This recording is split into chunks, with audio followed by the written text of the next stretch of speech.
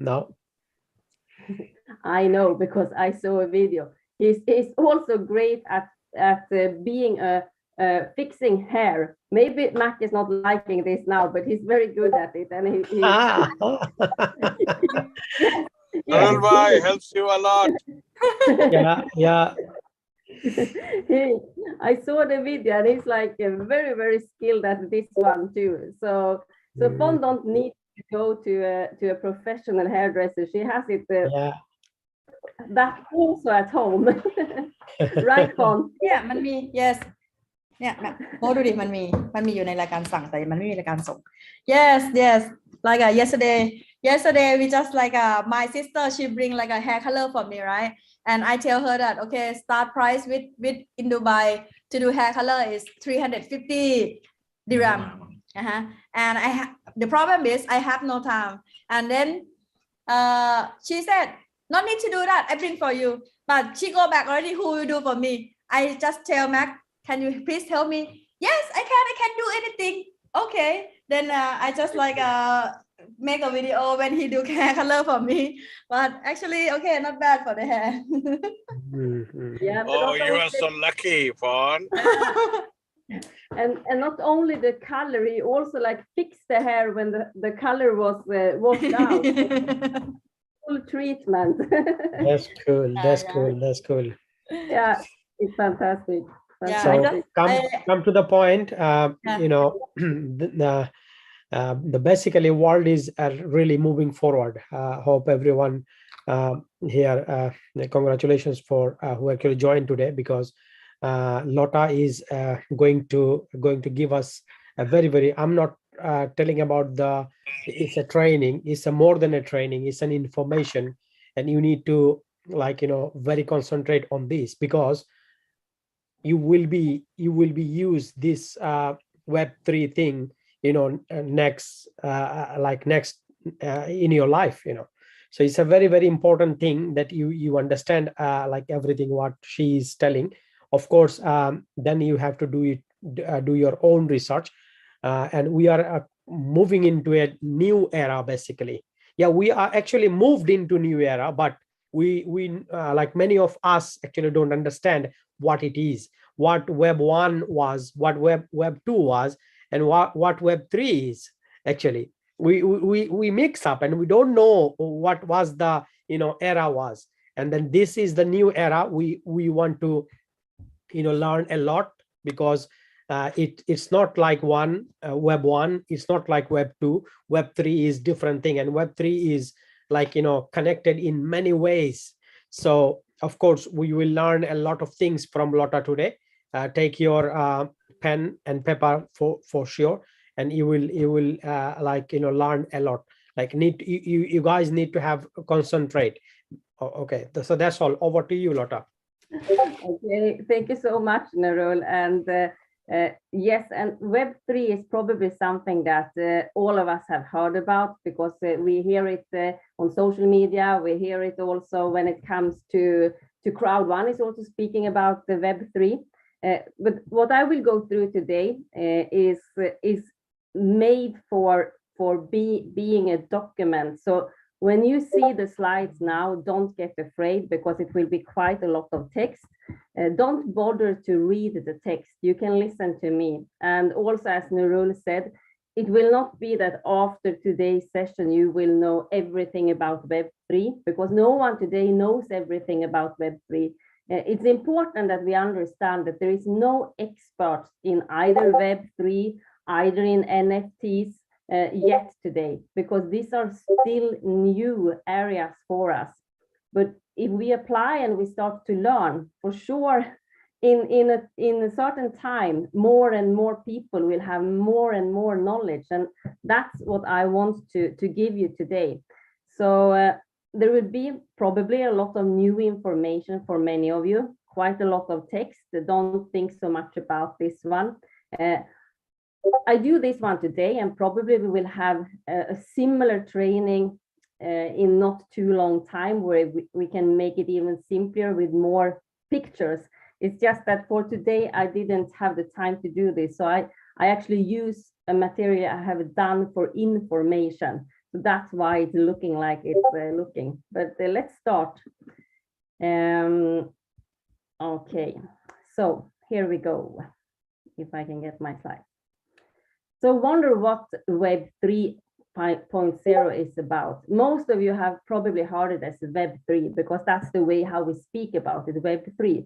But the term for it is actually Web 3.0, but it's the same thing.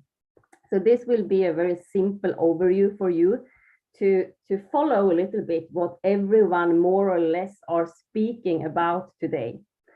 So after this class, you will know more about the history of internet and the technical development from Web 1, because everything when it comes to internet started with Web 1, went into Web 2, and today we are entering a new era, and that's Web 3. So you will also get the basics and the definition of what Web 3 is all about. And you will get some examples about the Web 3 applications that you already know about, but you maybe haven't really understood the connection to Web 3. And then you will also get some of the possible future developments that we will see and are already seeing with Web 3. So as I told you, Web 3.0 is the same thing as Web 3. It's just more simple to say and to write Web 3. When you Google this term, Web 3, you will find a lot of different explanations. And most of these explanations are most often very connected to technical terms. And for me, for example, that is not coming from any technical education, or I have not even got really an interest about technology in itself. For me, if I read a text like this, I feel like, oh no, I read the first sentence and then I put the text away or whatever it is, because it's words and it's also a language that I'm not used to. And that's what most of us do when it comes to things that we are not familiar with. If we read a text or if we hear someone speaking about something we know about, it's much more easy for us to integrate. And that's normal. But in this case, I do recommend each and one of you to, even if it feels a little bit like a totally new word, take a step into it. You don't need to learn everything at the same time, but start to learn a little bit. This I already told you about. Yeah, because the reason to this is also when it comes to Web 3, they will be connected to a lot of opportunities for the average person. And now we're not anymore speaking about only the big companies, only the one with a lot of money, only the one with a lot of knowledge. We are speaking about the average person that can actually have a benefit of Web 3. That is mostly what Web 3 is about. And of the upcoming years, we will see these opportunities coming and open up more and more. So if we are a bit prepared, you will also have more easy to see these opportunities than if you close yourself today and think that it's too complicated. I don't want to learn anything. Sooner or later, each and one of us will be part of this era. Exactly the same thing as we went into internet. Many of us were skeptical to internet. Today, it's a part of our life. So it goes step by step, but always when it comes to things that can also benefit you as an individual, it's of course better to start applying early.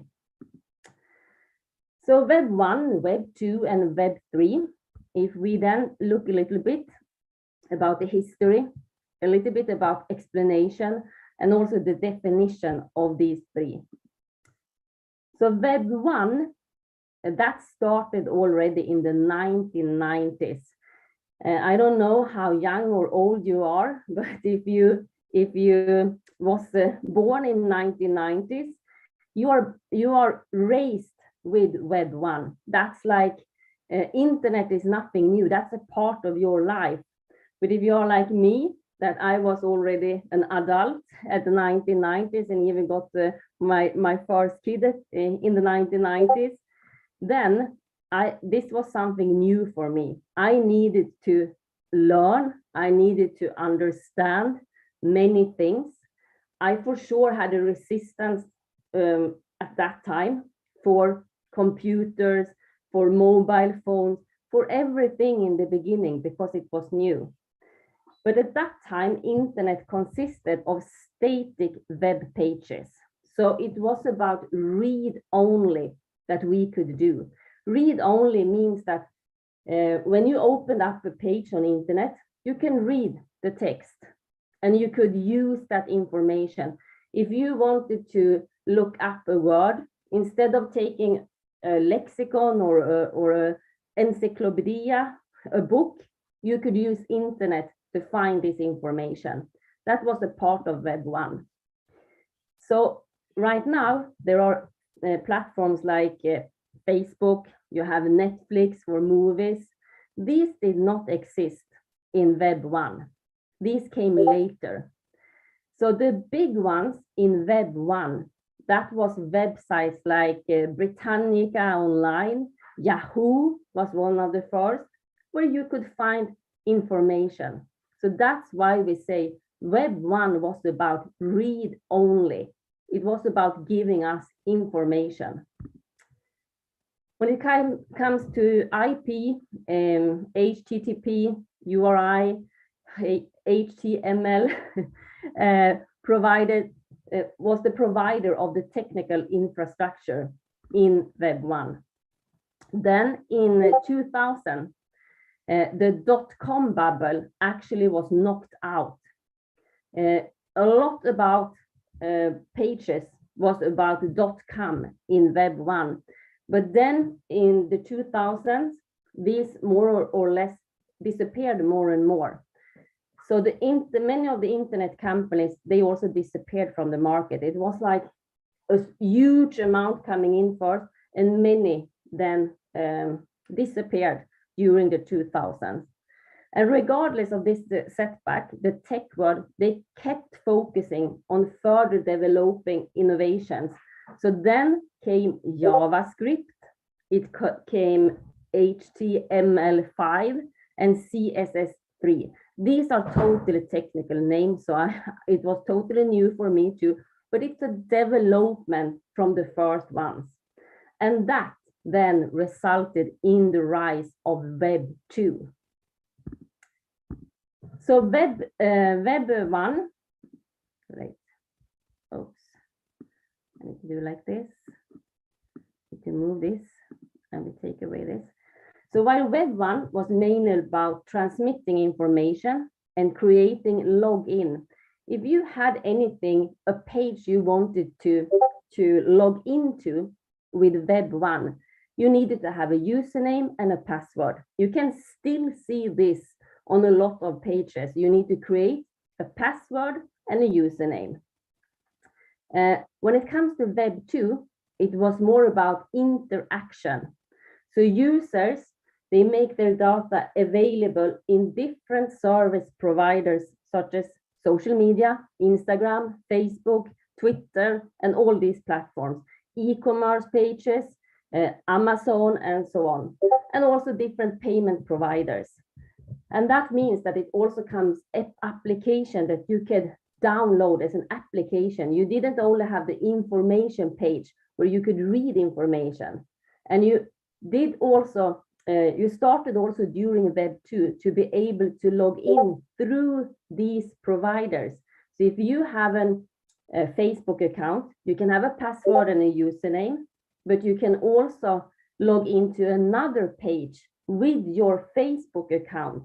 So you connect your Facebook account with another page and you use Facebook to log into that account, or you use your Google account to log into another page. So that was what was created in Web 2. What happened now? So most often the login was then during Web 2 created by a platform. I just told you this.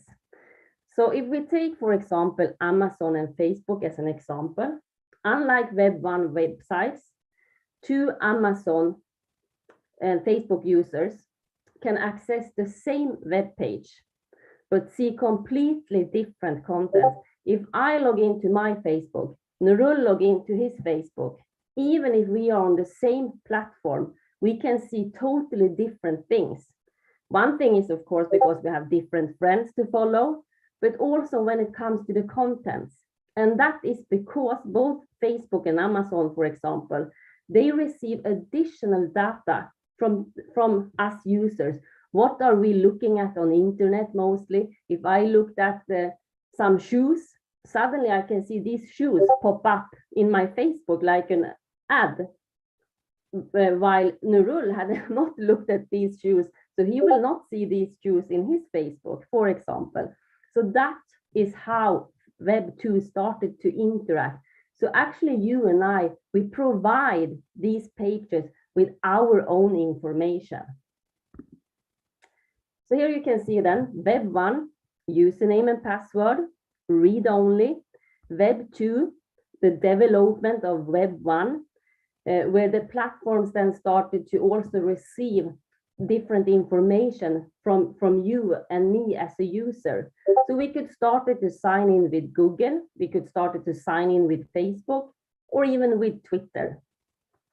Web 3, that I will speak more about, is still also, of course, being part of Web 1 and Web 2. It's not that we just cut this off and only start with Web 3. Web 1, Web 2, especially Web 2 will still be there, but a lot of the Web 2 will move into Web 3.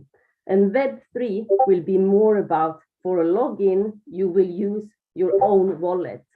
You will not be needed to be connected to any platform for doing this. It's your wallet, for example, a MetaMask wallet, and that's how you then log into different pages. So Web 2 is about centralization, and what could be then the issue with this? To being connected to a centralized connection. So Web 2 has changed the way we communicate and interact with each other. So we are going now from the Web 1, where we could do a mobile call using, if I had Telenor, for example, and I made a call, I could only call through Telenor directly from my mobile to another person's mobile.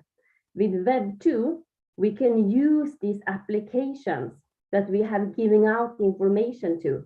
So if I have the application WhatsApp, instead of using Telenor directly, I could use Wi-Fi, or as long as I have any internet, I can use my WhatsApp to do my mobile call. So I don't pay anything to my mobile distributor, Telenor. I'm going through the Wi-Fi connection, the application, and do my WhatsApp call. So that is what Web 2 also created, that kind of services. So in Web 2, we can also shop on Amazon. We can stay in other people's properties because we can book an apartment, a room through Airbnb, for example. And we can also pay via online banking and fintech platforms. So Web 2 has without any doubt increased our benefits to make it more simple and easy for us. And through it, it has also created new challenges, because with new innovation, challenges will also come. So Web 2 is based on a server client structure, and that means that the centralized private corporation, Facebook is a private corporation, it's a company, Google is the same. All these different applications and companies we see in Web 2 has a enormous organization behind, but it's owned by someone. You have a CEO, you have a company connected to that platform. And that also means that we are leaving our data out to these companies. So that means that these corporations have an enormous monopoly power, and also to create barriers to enter for other potential competitors. So it will be and we already see that, and we have seen it, that it will be the big ones that survive. The small ones is not at all having the same possibilities as the big ones that already set their huge foundation. So all Web2 applications are controlled by centralized corporation. Centralized means that there is a third party in the middle that is handling the big parts of the whole system, including the entire banking and financial system. When it comes to payment, centralized means that you have a bank, you have an institution in the middle that is also everything is going through. So the Web3 is breaking up the market power of these centralized players by replacing the centralized server client infrastructure with distributed ledgers. And the most common type of this kind of ledger is blockchain. That is where the blockchain comes in, because the blockchain is transparent, but it's also something that has no centralized part in the middle. I will not speak about the blockchain today, but I just want to mention it here as a part. So instead of all data being stored on centralized server, it will be outspread across decentralized computer network, meaning that many people is instead of control, instead of one organization in the middle. That is decentralized. So you take the power from one big organization and let more individuals be part of it. That's decentralized. So centralized entities with previously acted as intermediaries, like the banks, for example, will instead be outdated because the power will instead go to the individual persons more and more. So if we check an example here, you can see the Web2. You have a server in the middle, you have different clients, and all the interactions will end up in the server in the middle. If it's a bank, if it's another institution, if it's Facebook, if it's whatever it is. That was what Web2 is about. It's centralized. So all the clients are connected to the server in the middle. When it comes then to Web3, as I told you, it looks totally different. The servers are still there, but it's not the server that is making the power. That's the network. That's each and one of the clients. The server is just a part of the total network. So everything is connected between each other. So no one has the power in the middle. I will explain this a little bit better also, so no worries. So if you are sending money today from one bank to another, and you use the centralized servers of the respective banking provider, the bank acts as an intermediary by carrying out your transaction. That's how it's working with all bank systems today. So you, the user, must hand over all your data to the banks that is involved and rely on them to execute your transaction correctly. And of course, the bank is charging you for doing this because they also need to earn money. So they take a fee for doing this service for you. So that's normal banking as we know as today, the typical Web2 banking. In Web3, it looks a little bit different. So you can send your transaction via decentralized blockchain. For example, Bitcoin blockchain, it can be Ethereum blockchain, it can be Polygon blockchain, any blockchain you can send, you can transfer transaction. And this blockchain independently verifies your transaction. And it's using algorithms and mathematics, and of course, a lot of computer power for doing this. So unlike with Web2, banks are no longer needed as an intermediary.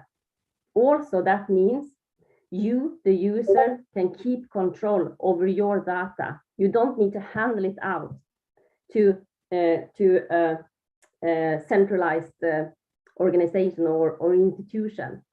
And since there is no centralized actor making money from the transaction, there are no intermediate fees to pay. When it comes to a cryptocurrency transaction, there is still, of course, gas fees. There is fees for doing the transactions, and that is to reward the different people that are in the network, but it's not going to one simple person. It's to verify that the transaction is going the right way. But it's most often much lesser than it will be when it comes to a centralized part that is doing the transaction. So in other words, Web3 should return data and also the ownership rights back to the user. And that is at least the idea with Web3, to bring back a bit of the power we have handed over to third parties, giving out all our user data to different platforms, to banks and so on, and bring that power back to each individual. So examples of the Web3 application, as I told you, Netscape web browser, I don't know if you remember Netscape, was probably the starting point of Web 1.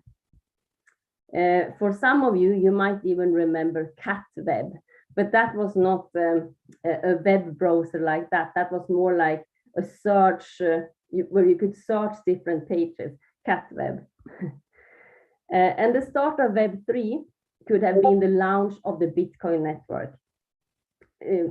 People are not sure when really the launch of Web 3 started, meaning the plans for how to interact more with the new era of Web 3. Bitcoin has been there for many years, so it doesn't mean that Web 3 started that time, but the thinking about how we can move over to an era where we get more power back to each individual came with the blockchain. So the decentralized cryptocurrency needs neither banks nor central banks, but represents a peer-to-peer network based on blockchain technology.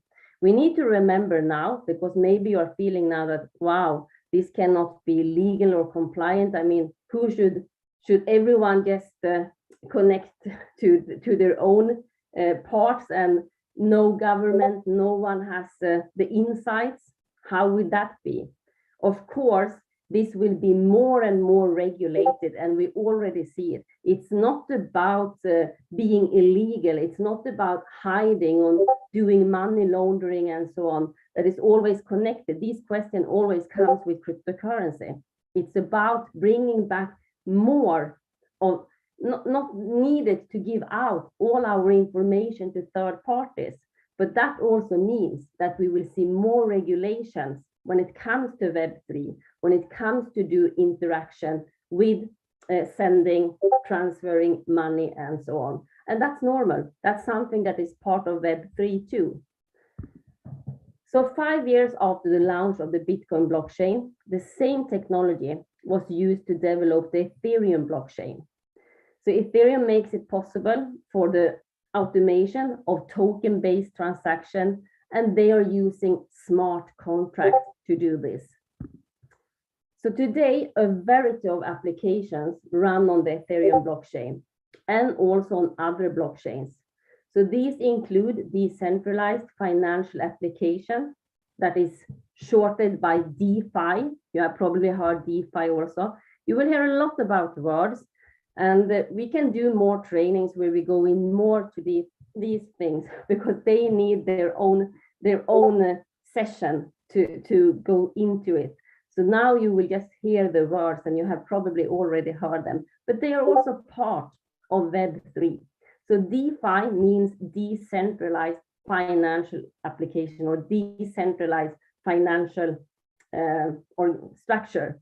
That's what DeFi is about. Centralized vs decentralized. Centralized, you have a third party, someone, for example, an organization, a company, a bank, Decentralized means that there is no big third party in the middle. Smart contracts replace centralized intermediaries, like the banks, for example, and they're also creating a trustless network. It's connected to a huge amount of people that still needs to approve your request, but it's not done by one single person. And the blockchain is transparent, meaning that you cannot, try to cheat the blockchain. Blockchain is transparent. Everyone can see what is happening in a blockchain. So the value chain becomes more efficient, and it will also be much cheaper to use this way instead.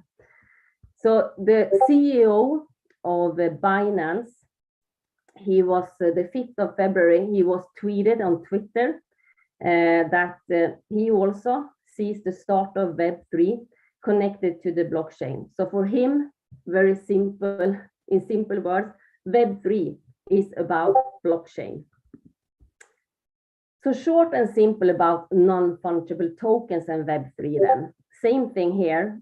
NFTs, non-fungible token, is a separate. We could do a training only about this one. So this will only be an overview connected to Web3. So non-fungible tokens, or NFTs, that you have probably heard a lot about also, is another Web3 application. So when people speak about NFTs, NFTs is a part of Web3. It's a part of Web3. It's an application connected to Web3, not connected to Web2, connected to Web3. And NFTs represent ownership of a uniquely identifiable digital asset, such as an ownership of a graphic, a picture. It can be a movie, it can be a song, a video, it could be any artwork. It could also be a document. It could be a domain. It could be a domain name. Actually, NFTs can be everything where you can register it in the blockchain and you have an ownership on it. That's an NFT. So non-fungible means that the NFTs are unique and they cannot be replaced. A token is documented in the blockchain. You know that when it comes to cryptocurrency, you have them registered in the blockchain. A non-fungible token is also a token. So that means that they are registered in the blockchain. And NFTs enable a transparent documentation of, for example, digital property rights. You can have even, we will probably see more and more real estate connected to NFTs, ownership in the blockchain, instead of having the normal documentation. Or for example, if you're going to trade gold for money or diamonds for money, and you don't know who should send what first, because maybe you're in different parts of the world, that can be created through NFTs, not the gold in itself, but the documentation about the ownership. And when that is created in smart contracts, you don't need to trust each other, because the smart contracts and the registration in the blockchain will take care of this part. So that's why it's so useful. Let's see, did I forget something? No. So while it is irrelevant to users, which Bitcoin, for example, when it comes to non-fungible token, Bitcoin is a fungible token. And that means that if I send the Bitcoin to someone, I lend out one Bitcoin. This person then sends back a Bitcoin to me. I don't need to have exactly the same Bitcoin. It doesn't matter. Same thing as if I borrow out $1, I don't need to have exactly the same dollar back. That doesn't matter.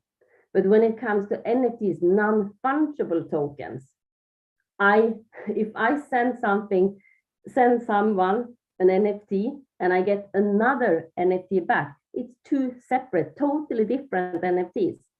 So that's why it's non-fungible. It's not replaceable. That is what it means.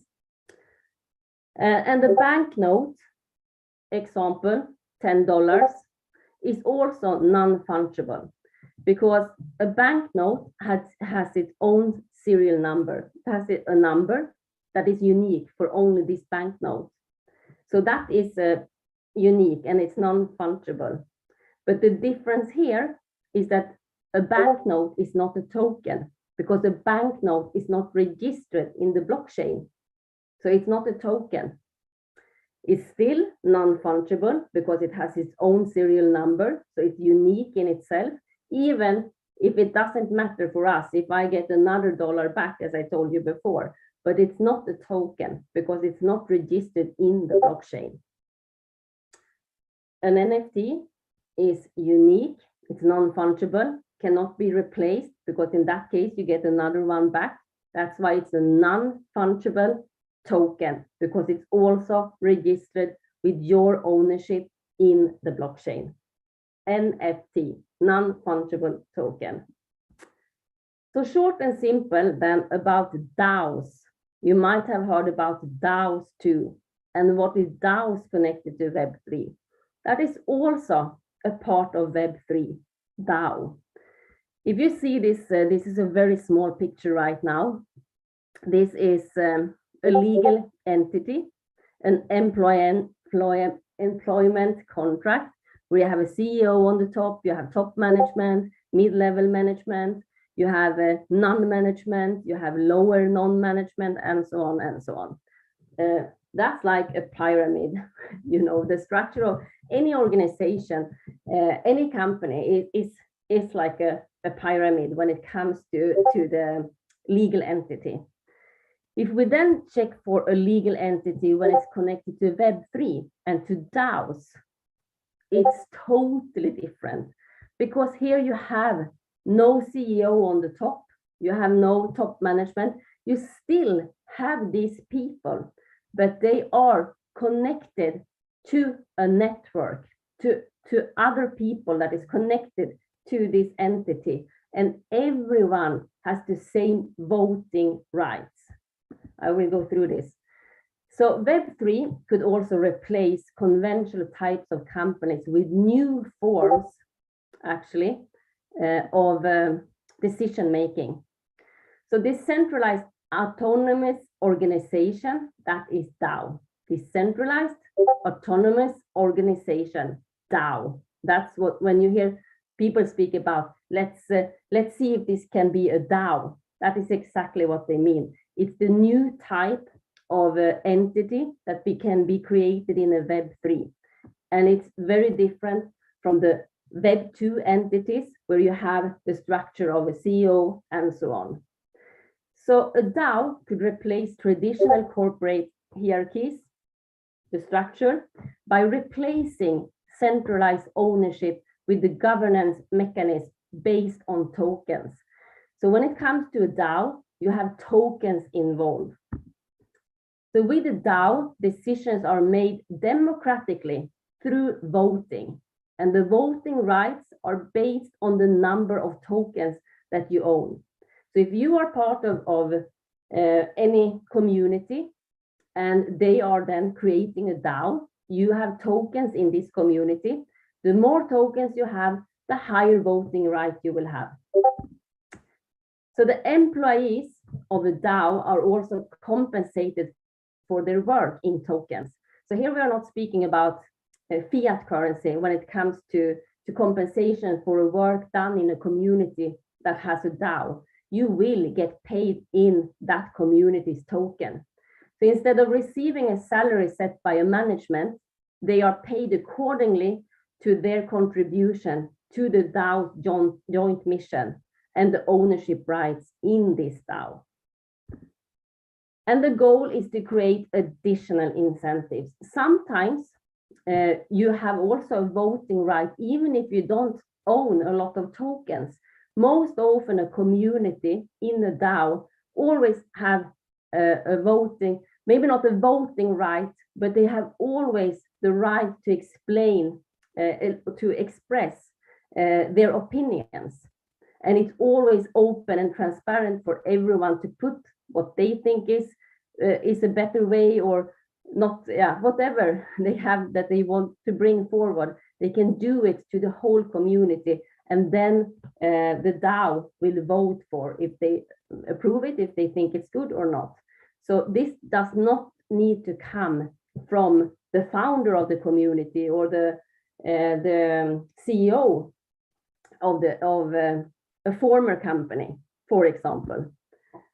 So also democratic process could be token-based in Web3. So instead of representative democracy, so many English words that is very new, where elected representatives make centralized decisions, direct democratically could experience a renaissance in Web3. So that is exactly what I mean when I say that normally you have a CEO in a legal entity that comes out with this and this is what we are going to do.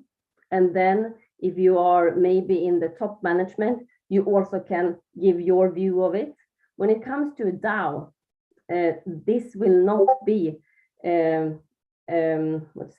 this will not be a decision until the whole DAO has been voting about it. So sometimes maybe what the founder has as a suggestion, the community is not thinking.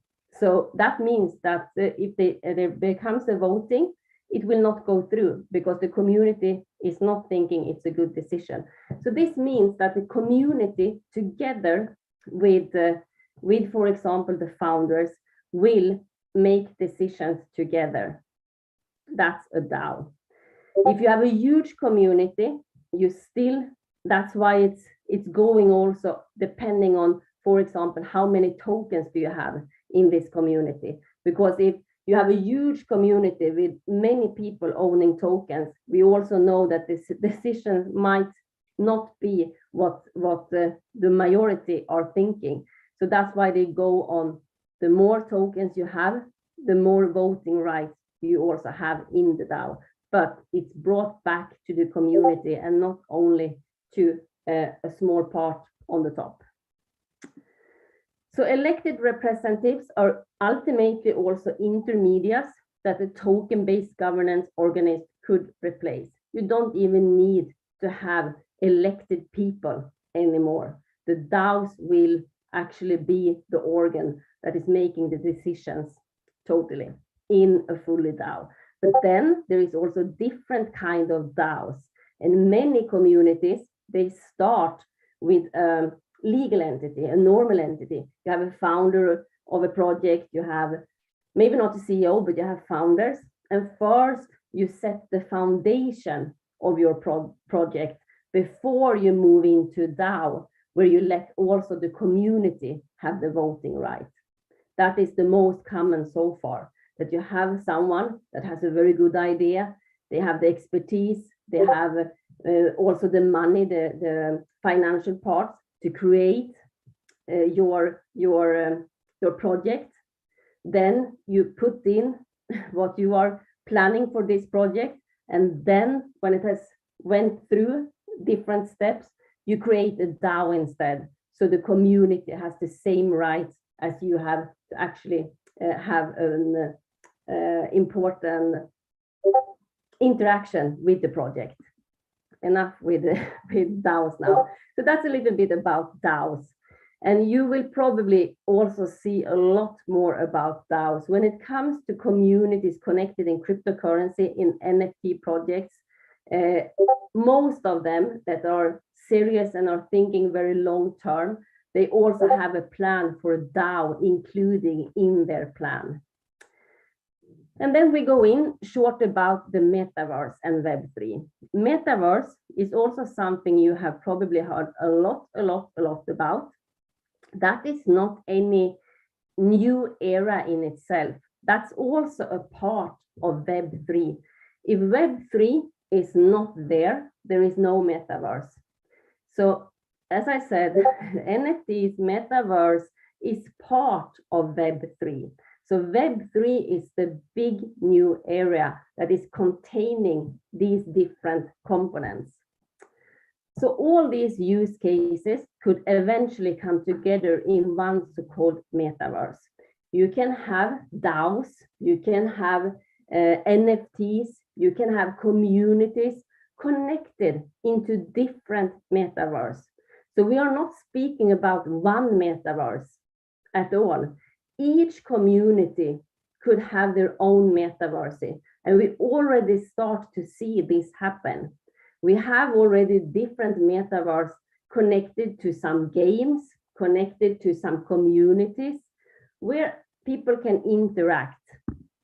So the metaverse is a virtual reality where people can communicate, they can trade, they can play, they can learn, or otherwise interact with each other. And this is not possible in Web 2, where the users are the product, but in Web 3, the user is also the owner. We bring back the ownership to the individual. If we look at this one now, after me speaking quite a lot about Web 1, Web 2, and especially Web 3, if we just summarize it now, we can see that in the 1990s, we started with Web 1. That was about read only. We got information to read. We used to log in with a username and a password. And Web 1, when this started, internet has already been there for a little while, where we could not log in with a username and password. We didn't have Google, for example. We had Netscape maybe in the beginning. So we could see applications like Google, Amazon, Yahoo, and Netscape. Then Web 2 came. Web 1 was developed into Web 2, and the platform economy started. We could also start to log in through a platform instead of only using username and a password. So Facebook came, Twitter came, Airbnb, Skype, and so on, where we have a big organization behind. And you and I, as a user, we actually give out the information about us to be able to enter into these platforms. And if something is really going good in the platforms, the money is going to these organizations. Now with Web 3, we are moving into a token economy. So we move from information economy to a platform economy into a token economy. And here now, it's more and more about logging in through your own crypto wallet.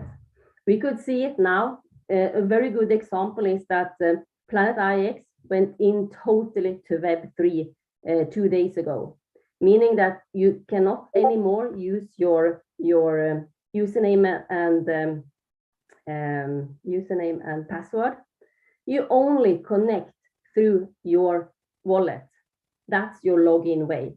So it's totally now Web 3 applied when it comes to Planet IX. And as I said, this will come more and more. It's still in a very, very early stage. We will also see a lot more about DAOs. So organization moving into DAOs, letting the connected people also have more parts into the integration with the projects. OpenSea, we have Ethereum, we have Bitcoin, we have others also that is directly connected into Web 3. And we are, during the upcoming years, seeing more and more steps into this era. Is there any, or are there any challenges for Web 3? Yeah, of course it is. Anything that is new, anything that is huge comes with challenges. I think we know this since before, so I don't need to tell you this. But Web 3 is still in a very early stage, and there is many questions that still remains. The technological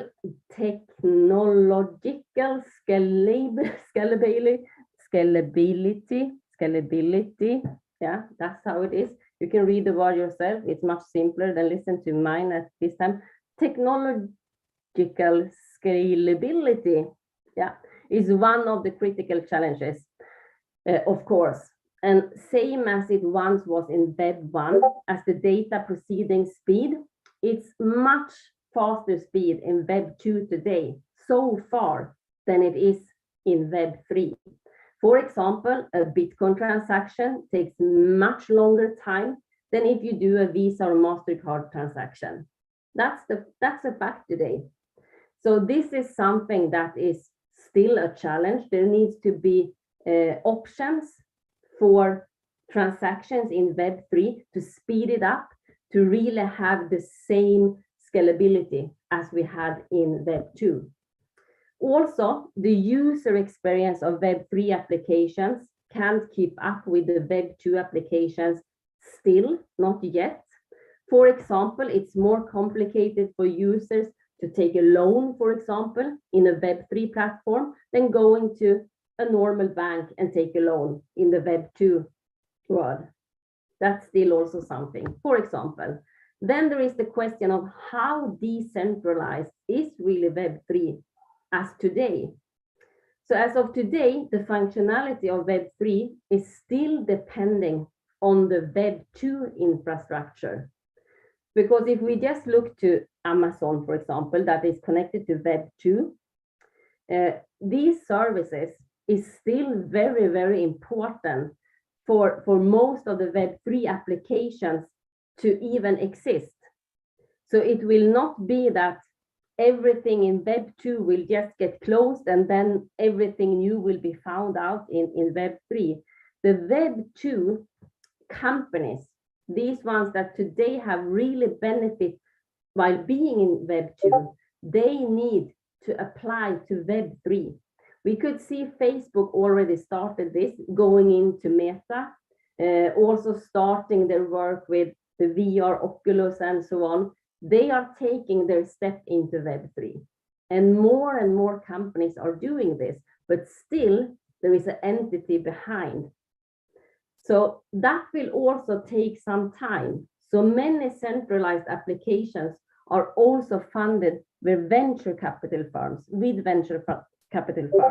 And that means that many of the token holders in this Web3 now, in that community, have a lot of tokens because they are also connected to a Web2 venture capital firm.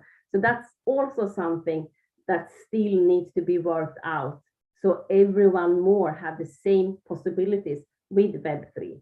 So these are challenges that are there, but of course, it will take some time. This will not happen during one night. Even if it will go much faster than it went from Web 1 to Web 2, from 1990s to 2000, that was around 10 years. It will not take 10 years to do all these changes into Web 3. Probably not, because it goes faster and faster. But it will not be ready next week or next month either. But many companies, especially when it comes to these big ones, are already in Web3 with their thinking and have started to work on how to apply, to move in there. So the future of Web3, to realize the vision of a decentralized Web3, there is still much innovation work to be done. So that said, the Web2 did not come into being overnight either, exactly as I told you. It has evolved in 30 years from an information economy to the platform economy. Then the token economy is the next logical evolutionary step. So we know that technology speed moves faster and faster and faster. So today it's not yet clear how this evolution will fully continue. The decentralized protocols will likely coexist with the centralized platforms, in the beginning at least. And then they will continue to gain market share, and then we will be in Web3 in a certain amount of years. So decentralized financial protocols alone already have tens of billions of US dollars in assets under management today. So this means that when all the different Web2 companies, and now we speak about the big ones, are taking the step into Web3 fully, integrating into Web3, we speak about a $10 trillion industry. $10 trillion industry.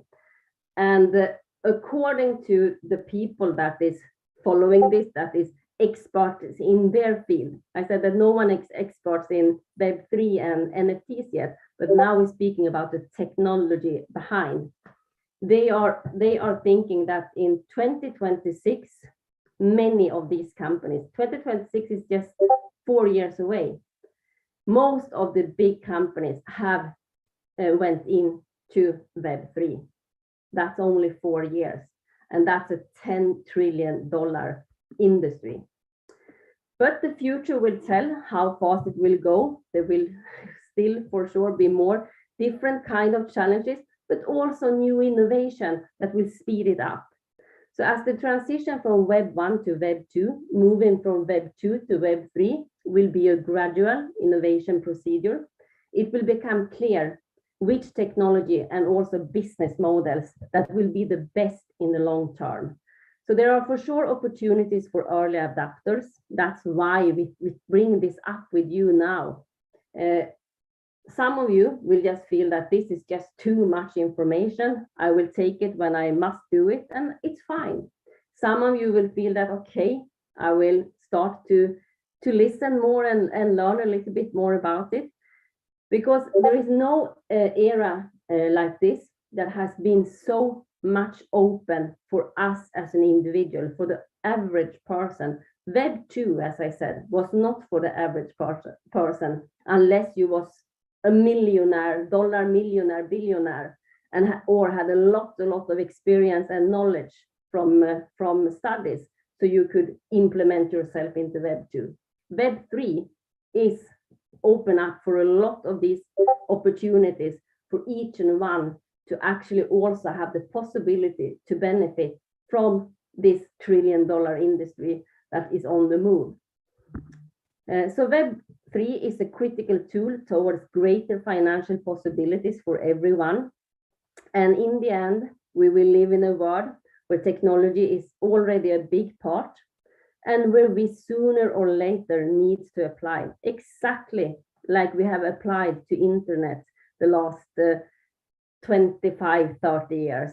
The same thing will happen here, but it will go faster. Exactly how, we don't know yet, but as I said, we can start to implement ourselves, to at least read and listen to a little bit about it every day. Don't go into technical terms.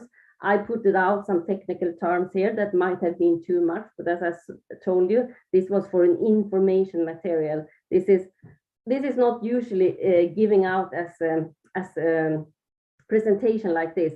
It's a document that is used to read. That's why it's so much text.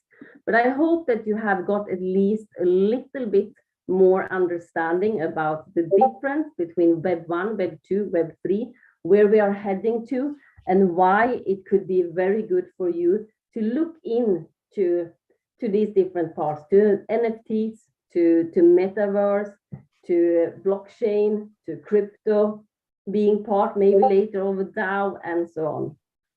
Yeah. Wow, that's fantastic. Lots of information was there. Yeah. And of course, many of you actually really filled up with new informations, basically.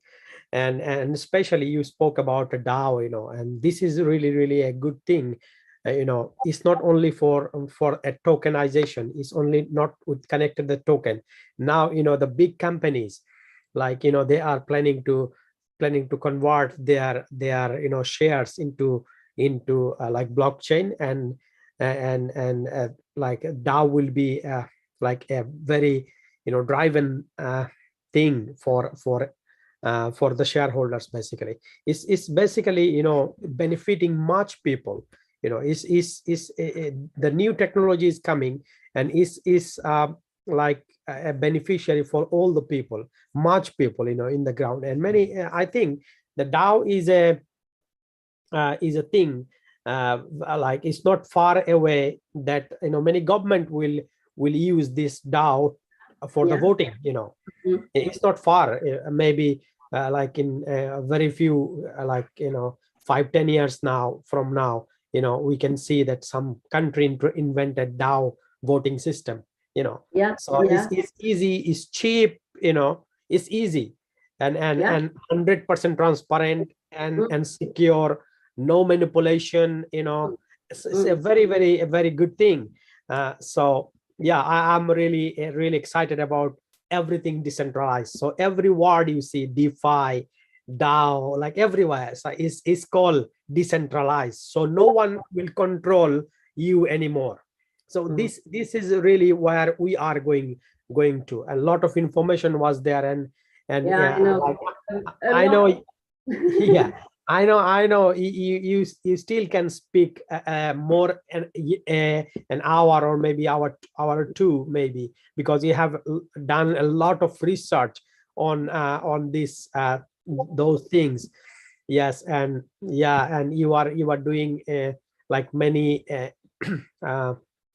interviews, like in radio station we saw, and in the very magazine, and some podcast, and yeah, you are doing an amazing, and I'm lucky to have you as my upline mentor. Yeah, this is good. Thank you very much, Lotta, and thank you everyone actually who listened. And if you were actually concentrated the whole period, definitely you filled up with lot of information today. And of course you need to learn a little bit every day, and you will learn that what Web3 is and what is the new revelation coming with the Web3. So thank you very much.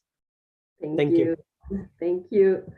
Yeah, of course. And as I said, I will create a more simple one with more pictures, because when something is new, it's more easy when it's many pictures that you can rely to. So we will do that also. So you will hear this many times, and that's a good thing. Today we started maybe in the other way with a lot of information about it, even if it's only a small part. Yeah, it's not everything. Yeah, of course not. Yeah. Yeah. Okay. So Suman bhai. Sir, yes, sir. I don't know much, but I can say I was listening, Lotta, and I really love this word decentralized, because nobody can control our funds. Nobody can control, we have our, it's like own. So this is the future. And I know only one thing. We have Lotta. She is fantastic with all the research and all she's sharing with us. We are lucky actually to have Lotta with us in Crowd1, in our family. So she is excellent with this, and we can empower our knowledge, and it's really helpful for us. And I'm just I don't know, because I don't have much knowledge about anything, but I'm still learning, and I'm just now focusing for the bright future we have. It's not about we are with Crowd1. Because of Crowd1, we are getting a lot of new things in our life, which is a future. So right now is our turn to take position, do some action, and grow ourselves with the knowledge. And knowledge is always boring. When we start going school and all, we feel bored. But if you love this, then definitely this will love you. So if I love you, you love me. So that is the concept. If I love people always focus on making money, and money runs away, and they start running. But people forget to take the knowledge to attract money. So this is my suggestion to everyone. Don't focus on making money. Take the knowledge, apply this. This will help us. What do you say, Nalul? Yes, basically, as I said already, that this beneficiary for the much people, and this is really for the much people, and it is more secure. It's 100% Yes. private. Yeah, 100% private. No one will play with your privacy. No one will play with your private stuff. Just you need to secure your wallet. That's the thing. Yes. Yeah. Good. Thank you. Yeah, thank you, everyone. And also, it's a part of everything now moving in with Crowd1. You have heard that, and we see it a lot about Web3 and the metaverse and NFTs. And then we will also get questions, the basic questions we will get. Okay, but what is this new? What is this metaverse? And what is this NFTs? And if we then are a little bit before, we can, in simple ways, we don't need to have all the knowledge. Why I now is I really, normally I don't like technology at all. So when you say now, Angsuman, that there is a lot of information to learn, and there is, and I usually is not thinking this is fun, but now I believe it's fun because, as you both said, Nurul and Angsuman, it's now brought back to us.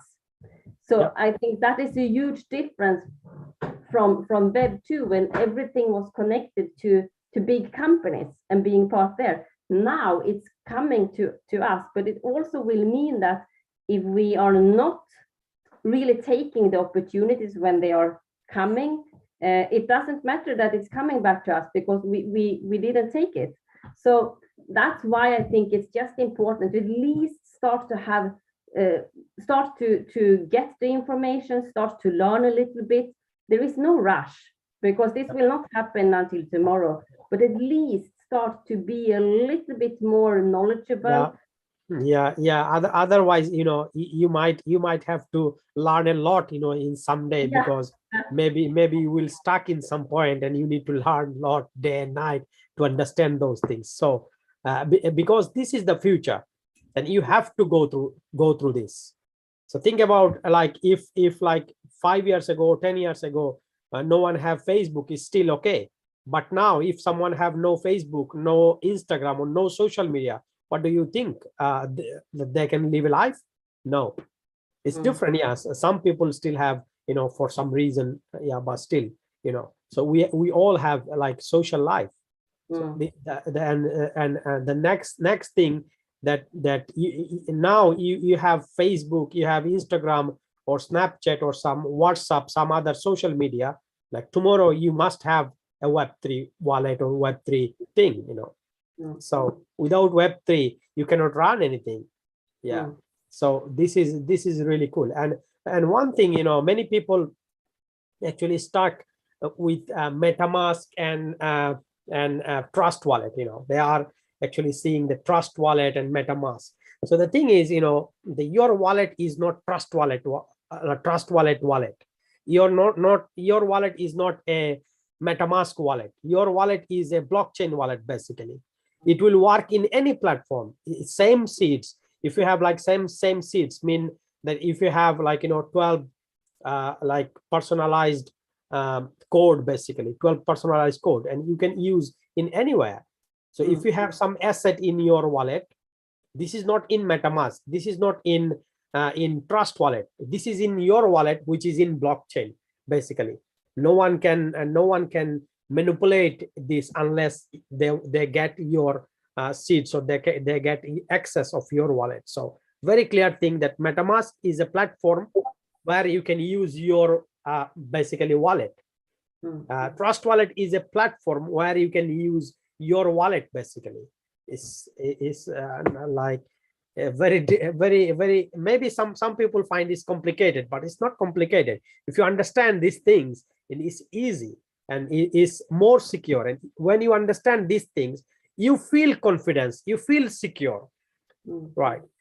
So I can see that Mac is there. So maybe we can learn something different from Mac. No. I was telling Pon that I don't want to say anything today. It was already a lot. I don't even know. It was really good. It was what was was Lotta was teaching today, and also listening to you. So I don't want to add anything to it. It may, like it's already good. So it's gonna be too much for everyone to digest. So it's already good. It's already good. Yeah. So. Okay, yeah. but Mac, I really said to everyone, I hope it was fine. I said that you have so many skills.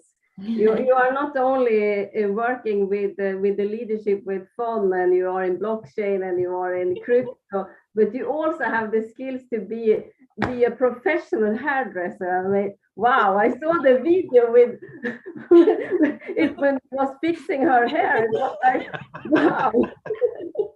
Oh my God! Be proud of Mac. You know, Yeah, you have multiple skills. yeah, so many skills. Yeah. From high tech to like coloring, and not only the coloring, also when you really fixed it, it was really good. Yeah. I can really I can do a lot of things. Yeah. you can really. That's a very positive mindset, we can say, you know, that when some challenges come to you and you say, yes, I can do it. Maybe you never done it, but if you have confidence, if you have courage to do it, you can do it no matter what it is, right? Exactly. Yes, that is a good point. Yeah, it is. No, very good. Okay, everyone. Well, then for today, I think it's enough with information at least. So we will continue on Thursday then with the update call. Then it will not be any directly training, and then let's see for next Sunday what the subject will be. Maybe a little bit less information at that time. So yeah. Okay. so that's great. Thank you very much, See you everyone. on Thank you, Thursday. Lotta. Everyone, bye bye. Thank you. Bye-bye. Bye-bye. Bye. Bye bye. Namaste. Bye-bye. Namaste.